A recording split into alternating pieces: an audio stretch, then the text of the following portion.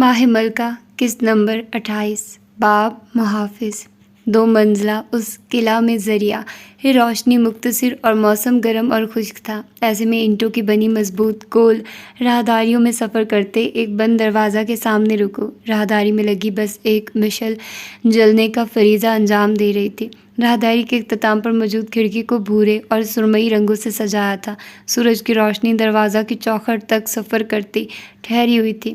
اندر کا منظر کچھ یوں تھا کہ ایک طرف 2 بستر تھے، مختصر سی الماری، ایک کا داور آئینہ، غسل خانے کے لیے پردہ اور بستر کے سامنے والی دیوار پر 2 چھوٹی کھڑکیاں، انہیں بھی بھورے سرمئی رنگ کے خاکوں سے سجایا تھا۔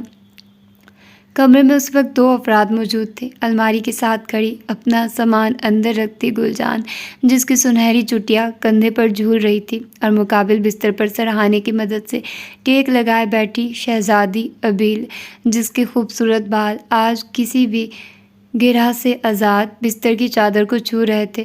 دونوں میں خوشگوار سی خاموشی تھی۔ گل اپنے کام میں مشغول، جبکہ ابیل بالوں کی ایک لٹ سے کھیلتے فرش کو دیکھنے میں پرغور۔ کسی نے بھی گفتگو کا آغاز کرنے کی ضرورت نہ سمجھی۔ گلجان شاید ابیل نے بات کرنا ضروری سمجھا۔ گل نے تیر کمان کو کپڑے سے صاف کرتے اسے بولنے کا اشارہ کیا۔ ابیل ابھی بھی فرش کو ہی گھور رہی تھی۔ یہ ملکہ ماہ کا خادم پہلے کیا کام کرتا تھا؟ شہزادی کے سوال کی نوعیت سمجھتے اس کے ہاتھ متوجہ کام پر سست ہوئے۔ وہ کس کام کا پوچھ رہی تھی؟ لیبیا میں تو سپاہی تھا۔ ایک جانچتی نگاہ ابیل کے کھوئے ہوئے تاثرات پر ڈالی۔ تم کیوں پوچھ رہی ہو؟ آئے دن اس کے فاتر سے متعلق سوالات بڑھتے جا رہے تھے۔ کیا یہ کامیابی کا پہلا قدم تھا یا بربادی کی راہ؟ فاتر نے کہا تو تھا اس نے اپنے ارادوں کی شروعات ابیل سے کی ہے، اور یہ بھی کہ وہ جلد گل سے مدد مانگے گی۔ تو کیا یہ سب اس آدمی کی مصلحت عملی کے مطابق تھا؟ اپنا کام ختم کرتے وہ لکڑی کی بنی پائنتی پر بیٹھی۔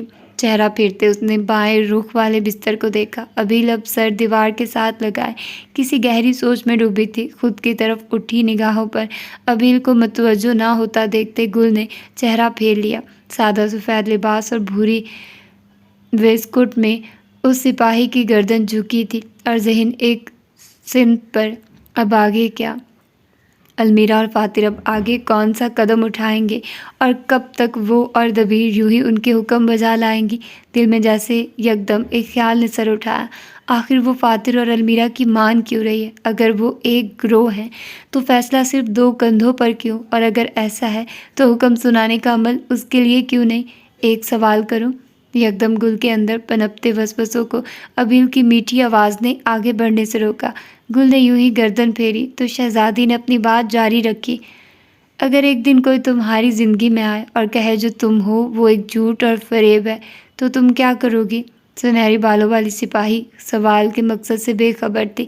اس کی بھویں اس کی چھوٹی آنکھوں پر جھکی ہوئی تھی اور ہونٹ الجھن میں ڈوب گئے۔ اس کے سوالوں سے انجان شہزادی نے سر اٹھائے رکھا۔ زندگی سے بھری آنکھیں اس وقت کسی نہ کسی دوراہے پر اٹکی تھی، شاید حقیقت اور فریب کے چناؤ میں۔ تم ایک پوری زندگی کسی کو دی ہو، اور اچانک ایک انجان شخص آ کر کہے کہ تمہاری یہ دی زندگی ایک غلطی تھی، تو تمہارا کیا رد عمل ہوگا؟ اب کہ ان خوبصورت آنکھوں نے نظر کا زاویہ پھیرا اور اپنے سامنے کو بغور دیکھا۔ کوئی تمہیں تمہارے اصل کی طرف بلائے تو تم کیا کہو گی؟ اس کی آواز میں نہ کوئی جوش تھا، نہ جاننے کی دلچسپی، پھر بھی کسی نہ کسی طرح اس کا وجود اور موجودگی چیخ رہے تھے کہ اسے سچ کی ضرورت ہے۔ کچھ لمحات پہلے اسے دیکھتے ہوئے گلجان کے پاس شاید کوئی جواب نہ تھا، لیکن ابیل کے آخری سوال نے اسے سوچنے پر مجبور کر دیا تھا۔ اس وقت وہ بخوبی جانتی تھی کہ سچ کو کیسے بتایا جائے۔ دوسری منزل کی یہ راہداری مردوں کے شور اور ان کی گپوں سے بھرپور تھی۔ آگے پیچھے ٹولیوں کی صورت میں چلتے، اپنا کام کرتے، اپنے نئے مسکن کے ماحول میں گھلتے، وہ سب اس بات سے انجان تھے کہ انہی میں سے ایک مرد کے ذہن میں کیا ہلچل مچی ہے۔ رش میں ایک کمرے کا دروازہ کھلا اور دبیر السزار نمودار ہوا۔ اس کی آنکھوں میں خالی پن تھا، مگر قدموں میں بے چینی اور وجود عجلت زدہ۔ گل نے ایک گہری سانس لیتے بند آنکھوں کو کھولا۔ تم حقیقت کا فیصلہ اپنی عقل کے حساب سے کرو۔ کیا تمہارا دل ان کے دکھائے اصل کو مانتا ہے؟ ابیل بے تابی سے آگے آئی اور اس کے بستر پر بیٹھتے ذرا سر جھکایا۔ مگر دل کی گواہی گناہوں اور جھوٹ کی درستگی کے لیے لازم نہیں۔ کچھ تھا اس کے لہجے میں کہ گل جیسی ہر بات کا جواب دینے والی لڑکی بھی تھم گئی۔ شہزادی ابھی خوش فہمی اور مکر کی اسیر تھی، ایسا اسیر جو قید میں آزادی کا ملمہ آنکھوں پر چڑھائے خوشی کا خواہش مند تھا۔ سیڑھیوں کا سفر کرتے وہ دوسری سے پہلی اور پھر نیچے بنے تہہ خانے تک آیا۔ جتنے اس کے قدم نیچے جاتے اتنا وہ اندھیرا، گھٹن اور بدبو میں اضافہ ہوتا۔ تاثرات میں موجود لاتعلقی اب گھن میں بدل رہی تھی۔ تہہ خانے کی سیڑھیوں کا اختتام دو راہوں کے بیچ ہوا، دونوں طرف سناٹا برابر۔ اس کے تذبذب کو دیکھ کر لگتا تھا وہ اس جگہ کے نقشے کو جانتا ہے، مگر اس سے پہلے یہاں کبھی آیا نہیں۔ دبیر السزار نے بائیں جانب کی طرف قدم اٹھائے۔ کل لاجواب ہو گئی۔ کئی لمحات تک وہ آدھے وال لبوں اور جھپکتی آنکھوں سے اس خوبصورت چہرہ کو دیکھتی گئی۔ اگر تمہیں پوری عمر یہ لگے کہ تم اس حقیقت میں ایک غیر ضروری شے ہو اور وہاں تمہارا کوئی مقصد نہیں، مگر جب تمہیں تمہارا مقصد مل جائے تب کیا اس سے پار بھی کوئی سچ ہے؟ کیا میں ایک دھوکے سے دوسرے دھوکے میں جی رہی ہوں؟ گل کو سمجھ کچھ خاص نہ آیا، مگر اس ساری صورتحال کو دیکھتے اس نے ایک حتمی رائے قائم کی۔ فاتر اسلام کی پیدا کی بدگمانیوں سے پیچھا چھڑانا محال ہے۔ دبیر کے ہامتے قدموں کی چاپ سنسان راستوں میں بلند تھی، کہیں موڑ کاٹتے۔ بالآخر وہ ایک بغیر دروازے والے کمرے کے سامنے رکے۔ خوف سے جسم پر کپ کپی طاری ہوئی۔ کمرے میں موجود باہی شخص نے چہرہ پھیرتے بن بلائے مہمان کو دیکھا۔ ذبیح اللہ کی نگاہوں کا سخت پن قائم تھا۔ مجھے تمہارا مسئلہ سمجھ نہیں آ رہا۔ بہت دیر بعد اس نے تھکے ہوئے لہجے میں اقرار کیا۔ ابیل کے کندھے اداسی سے جھک گئے۔ تم مسئلہ حل نہیں کر سکتی تو میرے حال کا اندازہ لگاؤ، کتنے بوجھ تلے ہوگا۔ مایوسی اس کی موجودگی کو بیان کرنے کے لیے اس وقت واحد لفظ تھا۔ گل کو تنہا چھوڑتے وہ اپنے پلنگ تک آئی اور اپنی غم گسار سے پشت کرتے لیٹ گئے۔ نہ جانے اس کی کنیز کہاں غائب تھی۔ ذبیح اللہ نے ایک ابرو اچکاتے دبیر کی آمد کی وجہ جاننی چاہی۔ بے ہنگم سانسوں کے درمیان وہ چند قدم اٹھاتے اب اس کی ایک طرف کھڑا تھا، دونوں کے قد برابر، مگر موجودگی اس نگران کی روب دار تھی۔ میں نے کچھ ہولناک دیکھا ہے۔ عام سہولیہ میں کھڑے ذبیح اللہ کی نگاہوں میں سوال ابھرا۔ دبیر نے الف تا بے اسے پوری کہانی سنائی اور اس کی حیرت کی انتہا نہ تھی جب ذبیح اللہ کے سخت تاثرات نے مسکراہٹ سے ہنسی اور پھر قہقہ تک سفر طے کیا۔ دبیر کچھ الجھا، جبکہ اس مرد کے انداز میں طنز کی ہلکی سی بھی جھلک نہ تھی۔ وہ تو شاید دبیر کی گھبراہٹ سے محظوظ ہوا تھا۔ بے فکر ہو کر اپنا کام کرو منصف اعلیٰ۔ روشن دان سے آتی روشنی دونوں کے درمیان ایک ہلکی سی لکیر کی مانی تھی۔ دبیر کے اندھیروں میں چھپی آنکھیں کچھ اور بھی کہنا چاہتی تھی جب روب دار نگران نے ہاتھ اٹھاتے اسے شانت کیا۔ ماہ ملکہ دیکھ لے گا، ہماری زندگیاں یہاں محفوظ ہیں۔ دبیر کے گرم گالوں کو تپکتے وہ اسی راستے پر آگے بڑھ گیا جہاں دبیر کو جانے کی اجازت 7 جنموں میں بھی نہیں ملنی۔ تہہ خانے میں اکیلا کھڑا وہ آدمی اب کشمکش میں تھا۔ پیچھے کی طرف فریب تھا اور جہاں جانا ممنوع وہاں کورا سچ سانس لے رہا تھا۔ اس قیدی سے قید اور آزادی میں کبھی چناؤ نہیں ہوگا۔ باب ملکہ نہ سنے گی مگر سنائے گی اور جھوٹ کی اینٹیں لگاتی جائے گی۔ ان دونوں کے درمیان آج ایک انجان سی خاموشی تھی۔ کمرے کے بیچ میں ہاتھ باندھے کھڑی نگار ملکہ کے لیے زیورات پسند کرتی کنیز کو دیکھ رہی تھی، جبکہ المیرا سنگھار میز کے سامنے بیٹھی آئینہ کی مدد سے کنیز کو ہدایات دے رہی تھی۔ میں بلبل کی حرکت پر شرمندہ ہوں ملکہ، ہماری آستینوں میں سانپ پل رہا تھا اور ہمیں معلوم نہیں۔ لہجہ میں اعتماد تھا۔ مگر میں وعدہ کرتی ہوں کہ جلد ہی آپ کے لیے دوسری کنیز کا بندوبست ہو جائے گا۔ کنیز نے اسے ایک سنہرا گلابی ہار دکھایا جسے المیرا نے ایک نظر میں ہی رد کر دیا۔ کیا تمہارے توفہ نے کچھ بتایا کہ زہر دینے کا خیال اسے کہاں سے آیا تھا؟ نگار نے انہیں بندھے ہاتھوں سے ایک گہری سانس خارج کی۔ بلبل کا بھائی پچھلی ملکہ کا خادم خاص تھا، ملکہ نے اسے قتل کروایا تھا اور اسی بات کا بدلہ بلبل نے اپنی وفاداری کا سودا کرتے لینا چاہا۔ اتنا تو اسے بتا دیا گیا تھا، پچھلی ملکہ جنگ سے 6 دن پہلے ہی فوت ہوئی تھی۔ المیرا نے کنیز کو وہ سونے کی مالا لانے کا اشارہ کیا۔ گندمی لباس پر ہوئے سرخ کام میں اس کی رنگت کھل کر نمایاں تھی۔ بلبل کے متعلق اگلا کیا حکم ہے میری ملکہ؟ کی نکھیوں سے دیکھتے سوال کیا۔ لمبے ہار کے اختتام پر کہیں سرخ پتھر سونے میں چھپے چمک رہے تھے۔ یہاں غدار کی سزا کیا ہے؟ معصومانہ سوال۔ موت۔ نگار کی گردن دھیرے سے اٹھتی بلند ہوئی۔ المیرا نے کچھ سوچتے ہوئے جواب دیا، تم لوگوں کی روایات بدلنی ہوگی، تب تک بلبل کو قید میں رکھو۔ کنیز اب اس کے تمام بالوں کو اکٹھا کرتے سلبٹوں سے آزاد کر رہی تھی۔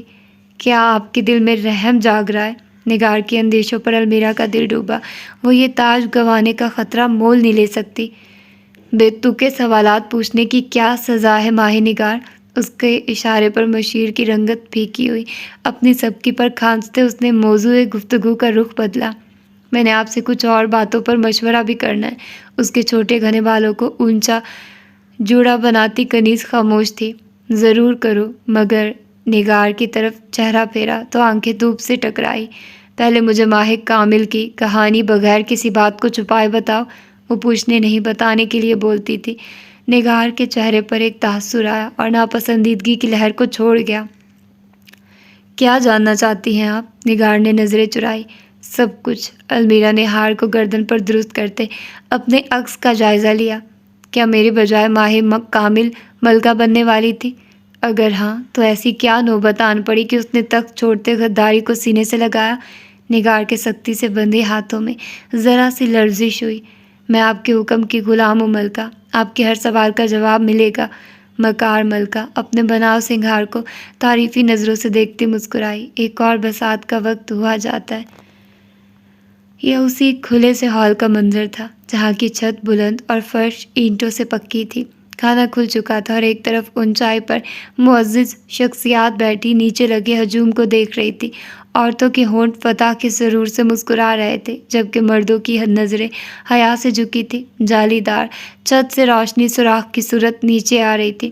اپنے سجے ہوئے وجود کو آئینہ میں دیکھتے خود سر عورت نے دل ہی دل میں اپنی تعریف کی۔ اس بات سے تو آپ واقف ہیں کہ ملکہ کا انتخاب کن مراحل سے گزر کر ہوتا ہے، اور اس بات سے بھی کہ تاج کا حصول خون پر نہیں قسمت پر مبین ہے۔ لبوں کو شہادت کی انگلی سے تھپاتے ان کا رنگ گہرا کیا۔ اپنی پیدائش پر ماہ کامل کے سر پر رکھنے سے تاج چمک اٹھا تھا۔ یہ رسم ہر عورت کے ساتھ کی جاتی ہے۔ تمہارے ساتھ بھی کی تھی؟ المیرا نے زخم کو ریتنے کی نیت سے اس کی بات کاٹی۔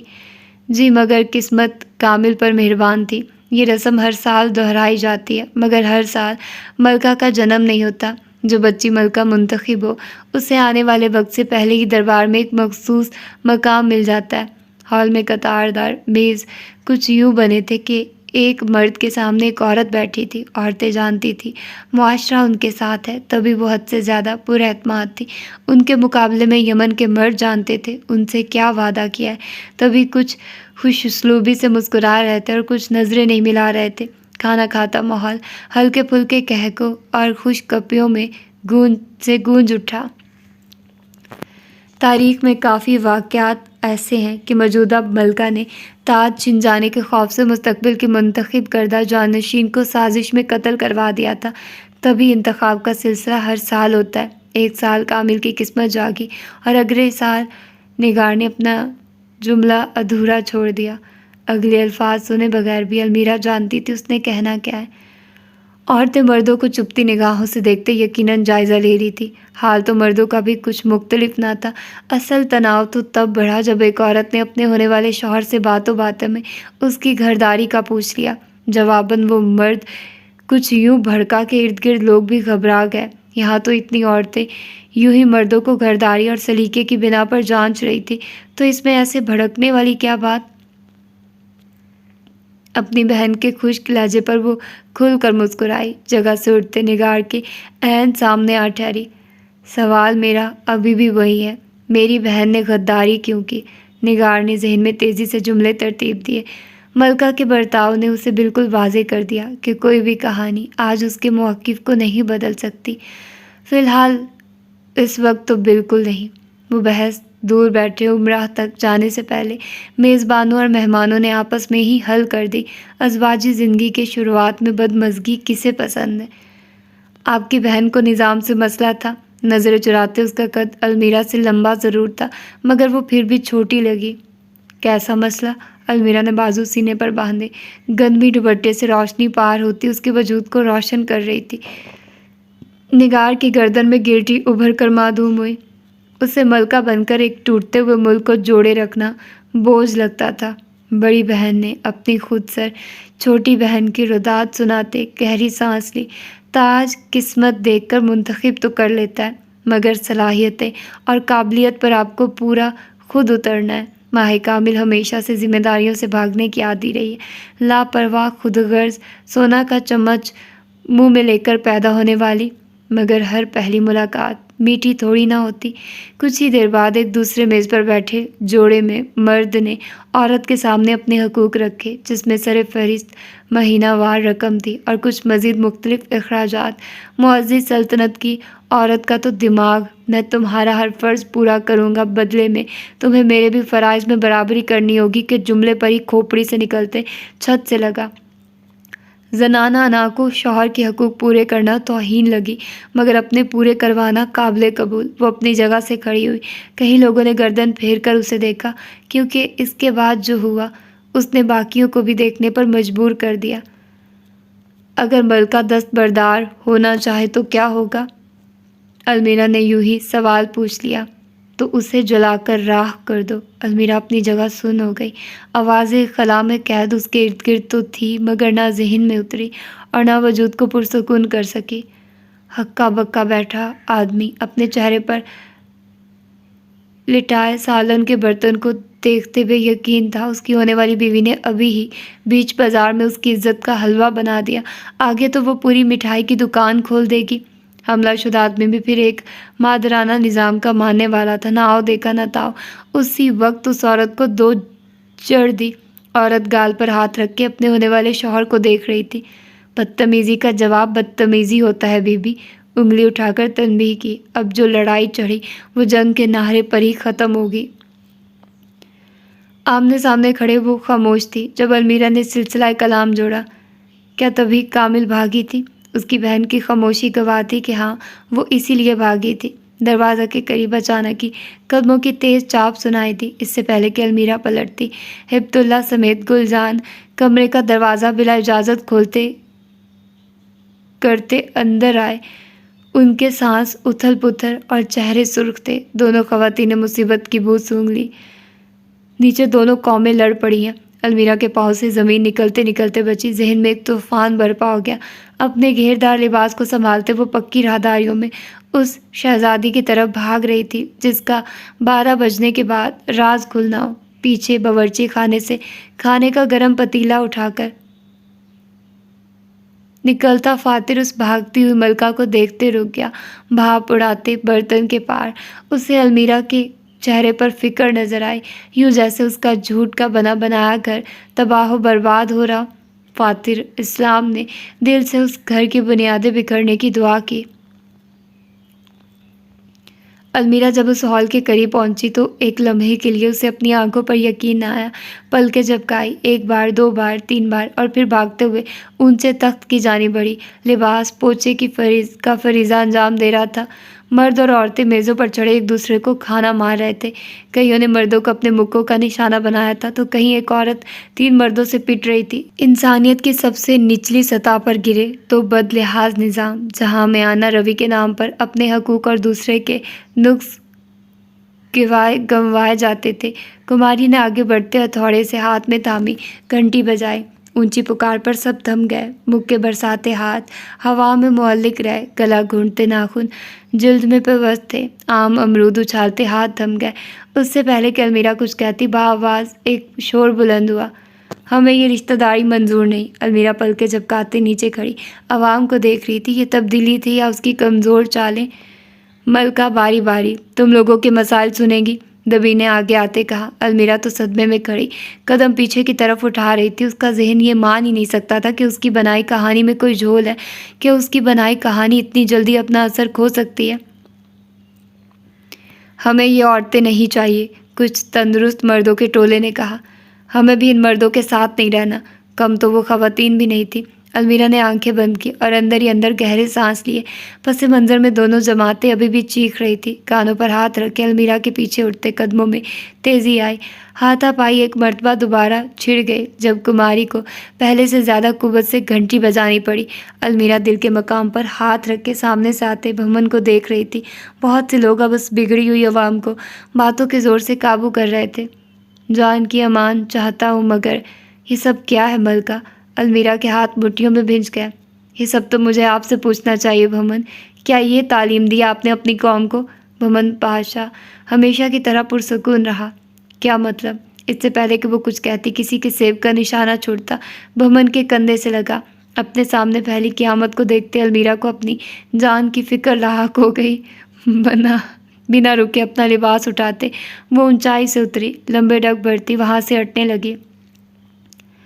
کئی لوگوں نے اس تک آنے کی کوشش کی مگر سپاہیوں کا ایک گروہ المیرا اور منتشر ہوئی قوم کے درمیان حفاظتی دیوار بن کر کھڑا رہا۔ دیوار جب تک ہٹی ملکہ منظر سے رفو چکر ہو چکی تھی۔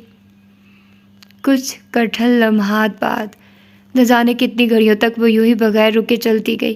دماغ معاف اور دل کی دھڑکن تیز، اس کے قدموں میں لڑکھڑاہٹ مگر چال میں تیزی تھی۔ ٹٹول کر چلتے اسے معلوم نہیں تھا وہ قلعہ کے کون سے علاقہ میں گھوم رہی ہے۔ کتنی راہداریاں بغیر راستہ کی سمت کا تعین کیے پیچھے چھوڑی اور کہاں سے کہاں اس نے اپنے پاؤں کو حرکت دی ہے۔ اس کا لباس پیچھے بہتا آ رہا تھا جبکہ اس کا چہرہ ایک دم سفید اور بے انتہا خاموش تھا۔ جس انسان نے ایک لمبا عرصہ بس اپنی عقل پر غرور کیا ہو، چیزوں کو ہاتھ سے نکلتا دیکھتے اس کی گھبراہٹ فطری ہوتی ہے۔ بے دھیانی میں اس نے یوں ہی چلتے لکڑی کے ایک دروازے کو دستک دی اور آگے بڑھ گئی۔ وہ اس وقت اپنے حال میں نہیں تھی۔ ملکہ المیرا کے قدم تیزی سے رکے، یوں جیسے کسی بچھو نے تپتے صحرا میں اس کو ڈنک دے مارا ہو یا کوئی سانپ اس کے پاؤں سے لپٹ گیا ہو۔ آگے دیوار ہے، کہاں جا رہی ہیں؟ ماہی کامل اپنے قیام گاہ کے دروازے کے باہر کھڑی المیرا کی پشت کو دیکھ رہی تھی۔ گہری سوچ میں ڈوبی ملکہ جیسے کسی خواب سے جاگی۔ سامنے دیکھا تو اس کا چہرہ دیوار سے کچھ ہی انچ دور تھا۔ آنکھیں اپنی بے وقوفی پر بے اختیار پھیلی تو اسے ہتک کا احساس ہوا۔ دستانوں سے خالی ہاتھ چہرے پر پھیرے تو پسینہ انگلیوں کی پوروں پر ثبت ہوا۔ خود کو سنبھالتے اس نے ایک گہری سانس لی اور کندھوں کو آزاد کیا۔ اپنے ملکہ ماہر روپ میں آتے وہ یمن کی مہارانی کی جانب پلٹی۔ ماہی کامل نے جب اس کے چہرہ دیکھا تو وہاں زبردستی کی مضبوطی صاف جھلک رہی تھی۔ ماہی کامل کا حجرہ نہ خاصا بڑا تھا اور نہ ہی بہت چھوٹا۔ ایک طرف نرم بستر سامنے ضرورت کا سامان اور ایک طرف پردہ کے پار غسل خانہ تھا۔ یہی ہوتا ہے جب دو گروہوں کے درمیان برابری نہ ہو، ایک حاکمیت میں ہو اور دوسرا پس رہا ہو تو ایک نہ ایک دن تو جنگ کا چھڑنا واجب ہے۔ شیشے کی پیالی میں چمچ گھماتے کامل نے تعصب سے کہا، میں تبھی مصر سے بھاگ آئی۔ یہ ان عورتوں کی حکومت میری سمجھ سے باہر ہے، نہ انہیں حکم دینا آتا ہے اور نہ ہی نظام سنبھالنا۔ چائے کی پیالی المیرا کو پیش کی۔ کمرے کے بیچ میں رکھی دو چھوٹے قد والی کرسیوں پر بیٹھے المیرا نے نظریں گھما کر اطراف کا جائزہ لیا۔ ایک چیز جو اس کے کمرے میں کثیر تھی وہ جگہ جگہ لٹکی جانوروں کی کھال یا ان کے سر تھے۔ ایک طرف کسی بھیڑیے کا بغیر آنکھوں والا سر تھا تو دوسری طرف کسی بھالو کی کھال، یہاں تک کہ ان کے قدموں میں کبوتر کے پروں سے بنا قالین رکھا تھا۔ اس کی باتوں سے بے پرواہ المیرا کی نگاہ تو ان عجائبات پر مرکوز تھی۔ تم شکار کی شوقین ہو کیا؟ چائے پکڑاتے کامل المیرا کے پرتجسس سوال پر مسکرائی۔ لگتا ہے قید نے تم سے تمہاری یادداشت مکمل چھین لی ہے۔ المیرا کے بائیں رخ پر موجود چھوٹی سی اونچی کھڑکی سے روشنی ان دونوں کے بیچ تیسری ساتھی کا وجود رکھتی تھی۔ المیرا نے شیشے کی پیالی اٹھاتے سطح کے اوپر سے جھانکا۔ ہم دونوں شکار کی شوقین تھی۔ ذرا سا جھکتے اس نے المیرا کی چائے کی پیالی کے ساتھ گڑ کی ڈلی رکھی۔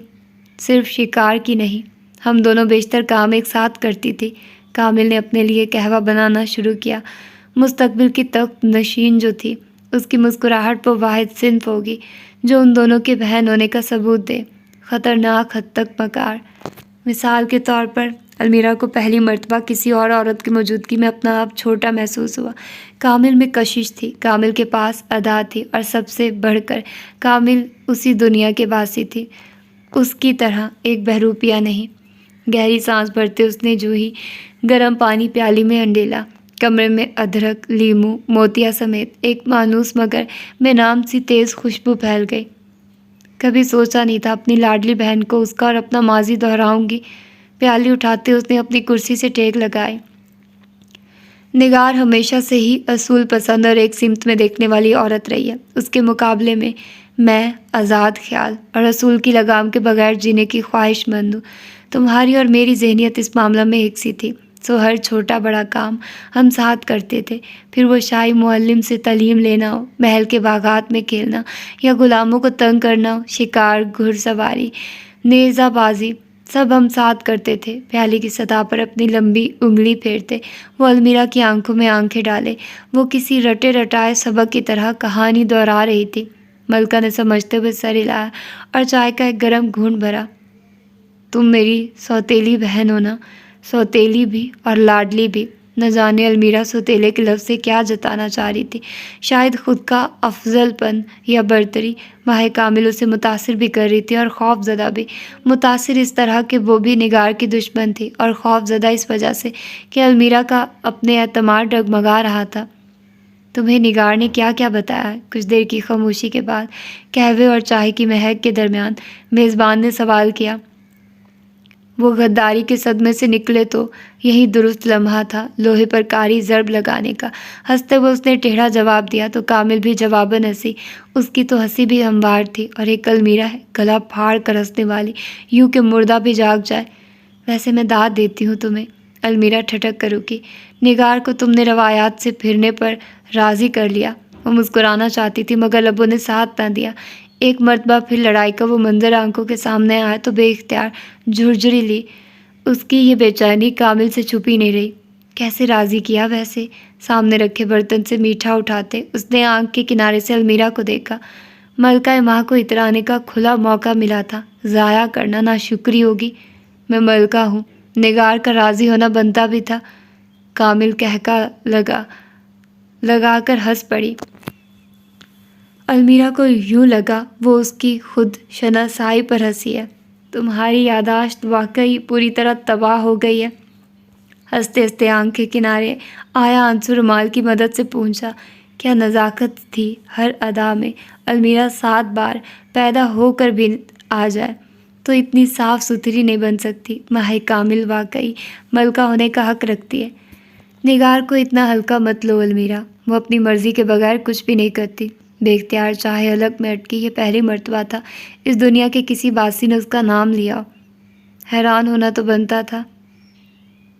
تمہیں کیسے معلوم میرا نام المیرا ہے؟ کامل نے اسے مضحکہ خیز تاثرات سے دیکھا۔ اب یہ مت کہنا کہ نگار نے تمہیں شروعات سے اب تک تمہارے لقب سے بلایا ہے۔ المیرا کو بے وقوفوں کی طرح آنکھیں چپکتا دیکھتے کامل نے سر دائیں سے بائیں ہلایا۔ بے فکر رہو، میری سگی بہن تھوڑی ٹیڑھی پسلی ہے۔ مجھے بھی پورے بچپن ماہ کامل نہیں ملکہ ماہ بولتی تھی۔ کمرہ ان دونوں کی ہلکی سی ہنسی سے گونجا۔ یہ بھی تو ہو سکتا ہے وہ تمہیں ملکہ بول کر خود کو اپنی بے بسی یاد دلاتی ہو۔ اپنی طرف سے مکمل مکاری کا ثبوت دیتے وہ سیدھا کامل کی پرانی یادوں پر لگی۔ یوں لگ رہا تھا جیسے درمیانہ اور چھوٹا بچہ سب سے بڑے کے خلاف سازش رچ رہے ہوں۔ اگر ایسا ہے تو اس سے زیادہ خود ترس کوئی نہیں۔ ہنستے ہوئے دونوں کی آوازیں برائی کا گیت لگتی تھی۔ کوئی ان کی بہن کو بلاؤ۔ ویسے مجھے نگار نے بتایا تو ہے، مگر مجھے تمہارے منہ سے سننا ہے۔ کامل کی ساری توجہ اس طرف تھی۔ تو ملکہ ماہ کیوں نہیں بننا چاہتی تھی؟ روشن دان سے آنے والی روشنی ان کے درمیان ٹھہری ہوئی تھی۔ گندمی اور سرخ لباس میں ملبوس ایک ملکہ، سفید لباس میں ملبوس ایک دلہن، ماضی کی بہنیں اور موجودہ دور کی سب سے طاقتور خواتین۔ مجھے تمہاری جیسی قسمت نہیں چاہیے تھی۔ کامل کی آنکھوں سے تاثرات جھلک رہے تھے۔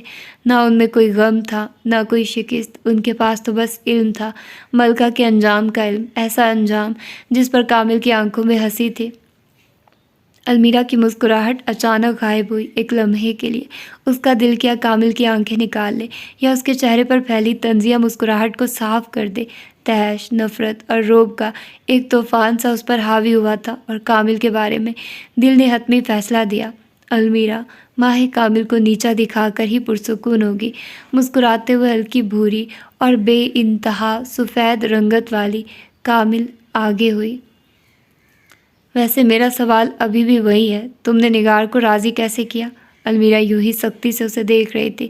اپنے سامنے اسے کسی اور کا وجود برداشت نہیں تھا، اور کہاں کامل اس پر تمسخر سے ہنس رہی تھی۔ اگر کوئی جھوٹی کہانی بنائی ہے تو مجھے بھی ساتھ ملا لو، دونوں مل کر اس کی ناک میں دم کرتے ہیں۔ گہری مسکراہٹ کے ساتھ اس نے کھجور منہ میں رکھی۔ المیرا گہرے سانس لیتی اپنی سوتیلی بہن کا سر پھوڑنے سے گریز کر رہی تھی جب دروازے پر ہلکی سی دستک ہوئی۔ ملکہ ماں کی چپتی نگاہیں تب بھی کامل سے نہ ہٹی۔ جب وہ دروازہ کھولنے کی نیت سے اس تک گئی، سامنے کھڑا بھمن گھبرایا ہوا اور کچھ غصہ میں بھی لگتا تھا کمرے میں بیٹھی المیرا کو دیکھتے جیسے وہ جو کچھ بولنے والا تھا رک گیا۔ صاف ظاہر تھا وہ المیرا کو ڈھونڈنے کی نیت سے یہاں تک آیا، کیونکہ اس کے چہرے کی کھچی لکیریں اور ماتھے کی گہری سلوٹیں المیرا کو دیکھتے ہی ختم ہو گئی۔ باب منصف ان اشتعال میں آئی عورتوں اور مردوں کو انہوں نے کس طرح سنبھالا تھا یہ ان سے بہتر کوئی نہیں جانتا۔ بامشکل سب کو اپنی قیام گاہوں میں بھیجتے وہ اس وقت کچھ عورتوں اور 2-3 مردوں کے ساتھ اس ہال میں موجود تھا۔ جگہ جگہ نان کے ٹکڑے، پاؤں تلے کچلے پھل، سالن کے الٹائے برتن، چاولوں کے دانے اور ٹوٹے گلاس کے ٹکڑے پھیلے تھے۔ اتنا برا حال تو بچے بھی کھانے کا نہیں کرتے جتنا ان نوجوانوں اور ادھیڑ عمر بڑوں نے کیا تھا۔ ذبیح اللہ کی زیر نگرانی کچھ مرد اب اس جگہ کی صاف صفائی میں مصروف تھے۔ جب ایک طرف سے پانی کی بالٹی اٹھائے فاتر آتا دکھائی دیا۔ آج اس کے چہرے پر بیزاری سے پہلے فکر تھی۔ منصف جو کہ ایک طرف بیٹھا کسی مصری مرد کا مسئلہ سن رہا تھا، اس نے بس ایک نظر دور سے آتے انسان پر ڈالی۔ دبیر کے سامنے بیٹھا مرد کچھ دن پہلے بھی ایک فریاد جس میں خودکشی کا ذکر تھا لے کر حاضر ہوا تھا۔ غور سے سنتا منصف آج انتظار میں تھا کہ کیا اس کی رائے بدلی، اگر ہاں تو کیسے۔ میں خوف زدہ ہوں منصف، آواز اور لہجہ بھیگا ہوا، آنکھیں روئی اور سوجی ہوئی۔ ملکہ کے نئے احکامات نے میری بے سکونی میں اضافہ کر دیا ہے۔ چہرے پر پھسلتے آنسوں کو بے دردی سے صاف کیا۔ میری بیوی بھی ان کچھ عورتوں میں سے ہے جو یمن جا رہی ہے۔ دبیر کو اچھے سے یاد تھا کہ اس معاہدہ میں صرف غیر شادی شدہ عورتیں یمن بھیجی جائیں گی۔ پھر یہ کون سا قصہ تھا؟ ایک شادی شدہ عورت کو ایسی کون سی خواہش تھی کہ وہ جھوٹ بولے غیر شادی شدہ گروہ میں شامل ہو رہی ہے؟ وہ کہتی ہے میں تمہیں چھوڑنے والی ہوں، تم نکمے اور ناکارہ ہو گئے ہو، اب میرا تمہارے ساتھ گزارا نہیں۔ دبیر چہرے پر رد عمل لائے بنا اس کی سسکیوں کو صفحے پر اتارتا گیا۔ وہ منصف کم ذہنی امراض کا حکیم زیادہ لگتا تھا۔ میرے تو آگے پیچھے بھی کوئی نہیں، میں نے اس کی پچھلی 3 ماہ میں اتنی خدمت کی ہے، کوئی 3 ماہ میں کیسے کسی کو تبدیل کر سکتا ہے؟ گلی آنکھوں پر ہاتھ رکھتے اس نے آنسوؤں کو بہنے سے روکا۔ پہلے میرا سب سے اچھا ساتھی یہاں وبا سے مر گیا، اور اب میری بیوی میری جگہ کوئی اور شوہر لا رہی ہے۔ میرے صبر کی انتہا ہو جائے گی منصف اعلیٰ۔ آخر میں وہ پھوٹ پھوٹ کر رو دیا۔ غیر جذباتی دبیر سے اتنا بھی نہ ہوا اپنے سامنے رکھا پانی کا گلاس اسے پیش کر دے، الٹا اٹھا کر اپنا سوکھا حلق تر کر لیا۔ وہ اٹھ کر گیا تو سامنے سے دبیر کو 2 عورتیں اپنی طرف قدم بڑھاتی دکھی۔ عام منصف کے فرائض بھی اس نے سنبھالے تھے۔ صفحہ پلٹتے وہ اگلے مرید کے آنے کی تیاری میں تھا جب صفائی کرتا فاتر اسلام اس کے بائیں رخ کے قریب آیا۔ دبیر نے یوں ظاہر کیا جیسے جان پہچان تو دور، چہرہ بھی کبھی نہ دیکھا۔ تمہیں معلوم ہے المیرا کہاں ہے؟ سوال غیر متوقع تھا تو انداز میں چھپی بے چینی اس سے بھی زیادہ غیر یقینی۔ نہیں، پوچھا لگاتے فاتر کو آنکھ کے کنارے سے دیکھتے اس نے سرگوشی کی۔ وہ 2 عورتیں اب اپنے بیٹھنے کے لیے کرسیاں درست کر رہی تھی۔ فاتر کچھ دور ہو کر کھڑا ہو گیا۔ اس کی پشت کو دیکھتے دبیر اس بدلے لہجہ کے بارے میں سوچنے لگا۔ منصف، ہم دونوں ایک ہی مرد کو پسند کرتے ہیں، آپ فیصلہ کر دیں ہم میں سے کون بہتر ہے۔ دبیر نے متاثر ہوئے بنا باری باری دونوں کے چہرے دیکھے، آخر میں فیصلہ کیا کہ دونوں ہی برابر کی حریص ہیں۔ اس مرد سے پوچھو اسے کون پسند ہے؟ اسے کوئی تیسری پسند ہے۔ دبیر کی دلچسپی ابھی بھی 0 تھی۔ تو جس سے وہ پسند کرتا ہے اس سے شادی کرنے دو۔ جسے وہ پسند کرتا ہے وہ پہلے سے ہی شادی شدہ ہے۔ اس کا شوہر ہم دونوں کو پسند کرتا ہے، اور ایک مرد کی ہاں کی قدر کرنا عورت کو شوبھا نہیں دیتا۔ گھر ہم نے چلانا ہے یا اس نے؟ پانی کا گلاس بیچ ہوا میں ہی معلق رہ گیا۔ منہ کھولے آنکھیں جھپکتے وہ ان کی پیچیدہ محبت کے قصے کو سمجھنے میں ہی آدھا ہو گیا۔ یہاں ملک برباد ہو گیا، انہیں اپنی عشق عاشقی کی پڑی ہے۔ آپ بتائیں نا منصف، دونوں نے یک مشت ہو کر کہا۔ تم میں سے جو زیادہ کماتی ہے وہ شادی کر لے، آسان حل۔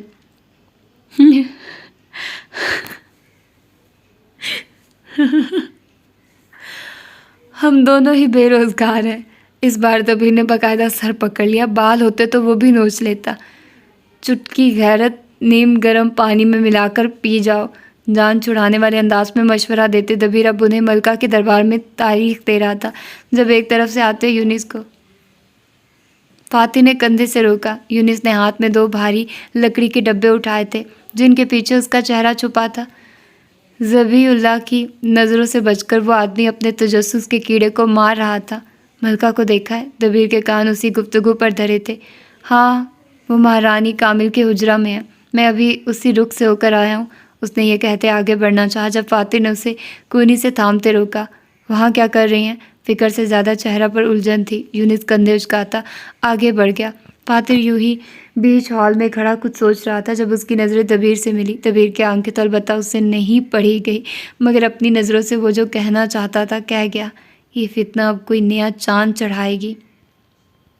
رانی ماہی کامل کا کمرہ۔ وقت آہستہ آہستہ آگے بڑھ رہا تھا۔ قلعہ میں لگی جگہ جگہ چھوٹی مگر پرآواز گھنٹیاں وقت کا پتہ دیتے بجنے لگی۔ ان کی گونج المیرا کے پورے وجود کو اندیشوں میں لپیٹے تھی۔ تو یہ سب آپ نے ہمیں پہلے کیوں نہیں بتایا ملکہ؟ چہرے کو ہاتھوں سے نکالتے کافی دیر کی خاموشی کے بعد بھمن کا پہلا جملہ شکایت تھی۔ کامل کمرے میں نہیں تھی اور یہی درست موقع تھا بھمن کو اپنی طرف کرنے کا۔ اپنی جگہ سکڑ کر بیٹھی ملکہ کہنے والی نہیں سننے والی لگی۔ اس کے ہر انداز سے عاجزی جھلک رہی تھی۔ میں اس ملک کی باغبان ضرور ہوں، مگر مجھ سے زیادہ یہاں کسی کے ہاتھ نہیں بندھے۔ کچھ ہی دن پہلے اقتدار میں آنے کے بعد سے میں نے مسائل کے علاوہ اور یہاں کچھ نہیں دیکھا۔ ایک دن بھی مجھے امن کا نہیں ملا۔ اس کی جھکی گردن سے لگتا تھا کہ اس کے الفاظ سچے ہیں۔ بھمن لب چباتا پیشانی مسلنے لگا۔ اگر میں یوں غائب نہ ہوتی تو حالات اتنے ابتر نہ ہوتے کہ مجھے اپنے لوگوں کو راضی کرنے کے لیے جھوٹ کا سہارا لینا پڑتا۔ بھمن نے اسے ندامت اور کچھ طرز سے دیکھا۔ تخت اچھے اچھوں کا سکون چھین لیتا ہے۔ آپ کو مجھے اپنا رازدار بنا لینا چاہیے تھا ملکہ۔ میں مجبور تھی۔ اگر میں وہ نہ کرتی جو نگار نے کہا ہے تو ہمارے راستے سے ترقی کی یہ پہلی رات چھوٹ جاتی۔ ہمیشہ کی طرح اس نے اس بار بھی جھوٹ کا سہارا لیا۔ سچ بولتے اس کی زبان کو لکوہ جو ہوتا ہے۔ ساری کہانی بھمن کو اس نے کچھ یوں کر کے بتائی جس میں وہ ایک بے وقوف اور نہ تجربہ کار نوعمر ملکہ لگ رہی تھی جس کے سارے فرائض نگار نے سنبھالے تھے۔ المیرا بس اس کے قہر سے ڈری سہمی عوام کو نگار کے ہی الفاظ سنا دیتی تھی۔ نگار کبھی رضامندی نہ ہوتی اور میں یوں اپنے ہمدرد پر بوجھ نہیں ڈال سکتی تھی۔ واحد راستہ یہی تھا کہ میں نگار کے دیے مشورے پر عمل کر کے عوام اور آپ سب سے جھوٹ کہوں۔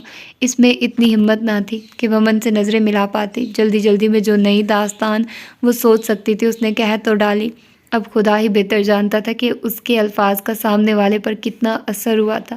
اپنی نشست پر پیچھے ہوتے بھمن نے دونوں ہاتھوں سے گھٹنوں پر زور دیا۔ المیرا نے جھجکتے ہوئے چہرہ اٹھایا۔ میں معذرت خواہ ہوں، معافی مت مانگیے، یہ ایک ملکہ کو زیب نہیں دیتا۔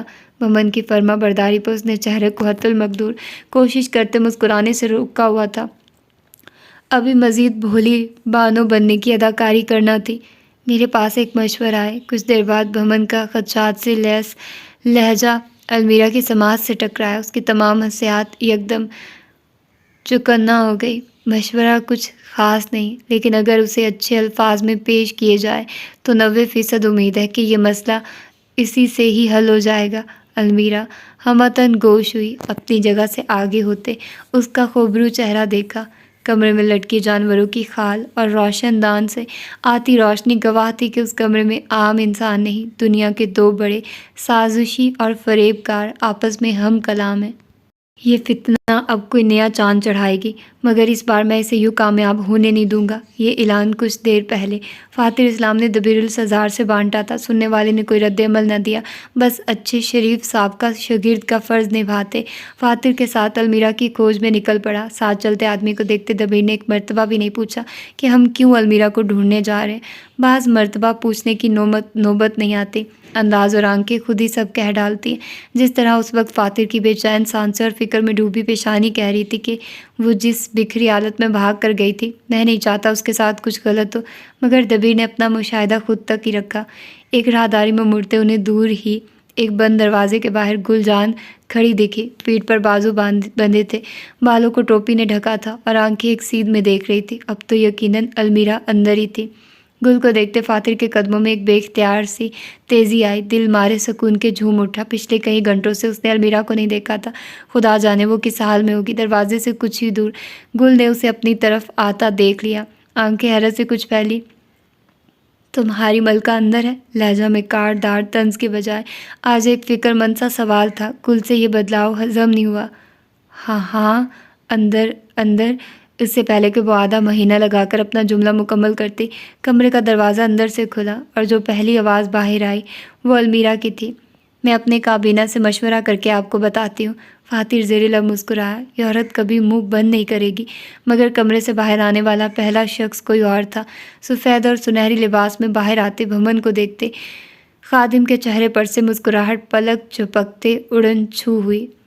بھمن المیرا کو دیکھتے اس کی کسی بات کا جواب دیتے باہر نکل رہا تھا، جبکہ المیرا چہرے پر ہاتھ رکھے ہلکا سا ہنس رہی تھی۔ یہ منظر فاتر کے قدموں میں زنجیریں اور اس کے وجود پر بھاری بجری لادنے سے کم نہ تھا۔ گل نے نظریں چراتے ادھر ادھر دیکھنا شروع کیا۔ شاید وہ بھی اپنے ساتھی کے اچانک کی خوشی سے خاموشی میں بدلتے تاثرات کا پس منظر سمجھ گئی تھی۔ یکدم المیرا کی نظر بیچ راہداری میں کھڑے فاتر پر ٹھہری تو قدم ٹھٹک کر رکے۔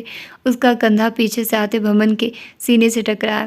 فاتر المیرا ایک دوسرے کو دیکھ رہے تھے۔ کسی اور کا ہونا معنی بھی نہیں رکھتا تھا۔ برف کا مجسمہ اس وقت یہ سمجھنے میں مصروف تھا آخر وہ یہاں آیا ہی کیوں۔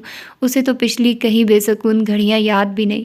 المیرا کا اس بندر، ہاں وہ اسے انسان نہیں مانے گا، کے ساتھ یوں کھلکھلا کر ہنسنا اسے زہریلے تیر کی طرح چبھا تھا۔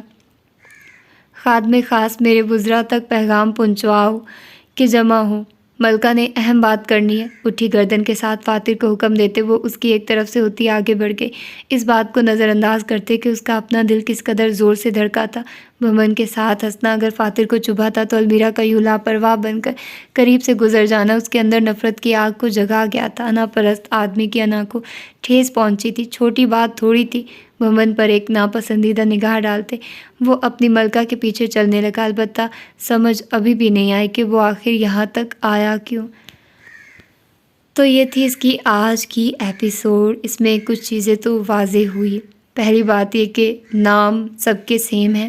اگر اس کا نام بھمن بادشاہ یا پاشا ہے تو المیرا کا نام بھی سیم ہے اس دنیا میں، ٹھیک ہے؟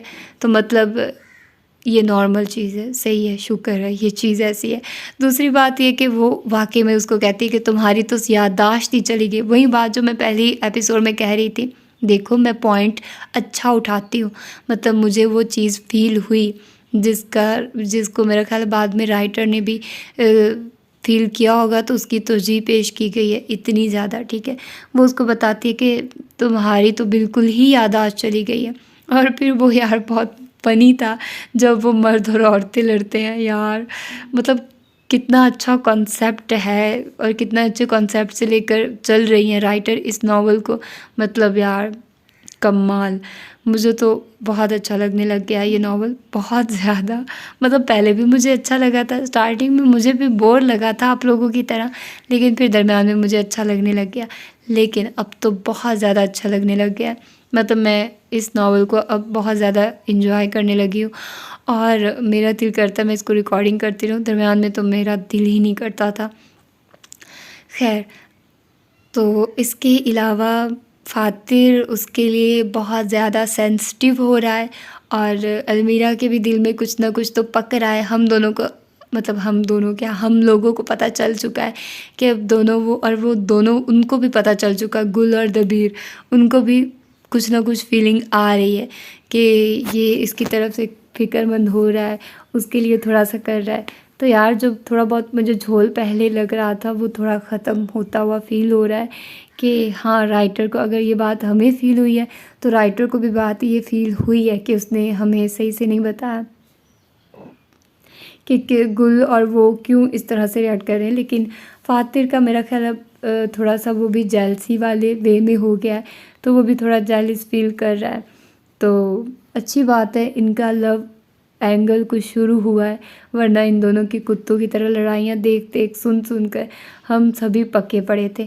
تو ہوپ فلی کہ اب آگے کچھ اچھا سننے کو ملے کہ آگے کیا ہونا ہے اور یہ کیسے واپس اپنی دنیا میں جا سکتے ہیں، کیا ہو سکتا ہے، اور سب سے بڑی بات کہ المیرا کا لالچ کیسے ختم ہوگا۔ ہے تو وہ لالچی، اتنی لالچی ہے تو وہ کیسے جائے گی، مطلب اس کا تھوڑا سا ماننا وہ تھوڑا مشکل ہے، لیکن کوئی نہ کوئی تو ریزن کر کے اس کو لے جانا ہی پڑے گا۔ آف کورس وہ ادھر رہ تو نہیں سکتے نا اتنی دیر کے لیے، تو اب پتہ نہیں آگے کیا سارا سین بنے گا۔ آپ لوگ بھی ویٹ کرو، میں بھی کرتی ہوں، دیکھتے ہیں کہ اگلی ایپیسوڈ میں کیا ہوتا ہے۔ اپنا ڈھیر سارا خیال رکھیے گا، مجھے دعاؤں میں یاد رکھیے گا۔ اللہ حافظ۔